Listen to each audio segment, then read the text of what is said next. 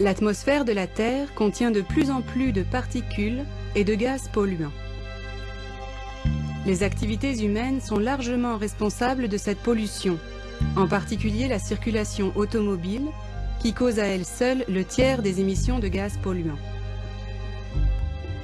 La pollution atmosphérique provient surtout des régions industrialisées, mais elle affecte toute la Terre. Ainsi, les émissions de gaz carbonique proviennent en majorité d'Amérique du Nord, d'Europe et d'Asie, mais ce gaz contribue au réchauffement de la planète entière.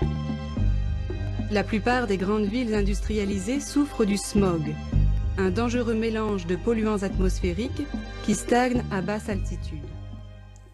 L'augmentation du nombre de voitures sur les routes amplifie ce phénomène, tout comme l'allongement des trajets favorisés par l'étalement urbain. Les véhicules sur les routes de la métropole sont responsables de l'émission de quantités importantes de polluants, à l'origine notamment du smog.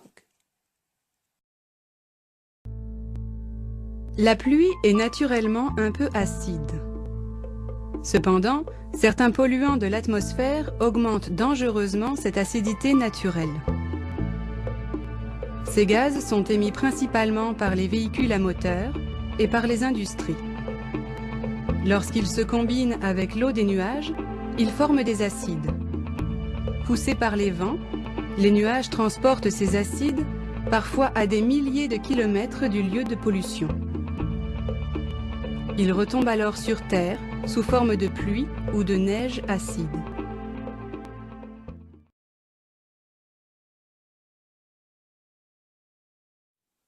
On dénombre environ 1500 décès prématurés en lien avec la pollution atmosphérique chaque année, et ce, uniquement sur l'île de Montréal.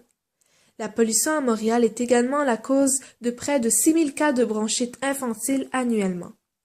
Plus de la moitié des décès sont dus à la présence dans l'air de particules fines provenant du chauffage, du transport et des industries. Ces particules se logent ensuite dans le système respiratoire et peuvent entraîner une panoplie de complications pour les malades chroniques et les personnes âgées, entre autres. L'apparition de cancers et de maladies respiratoires découle également de ce phénomène.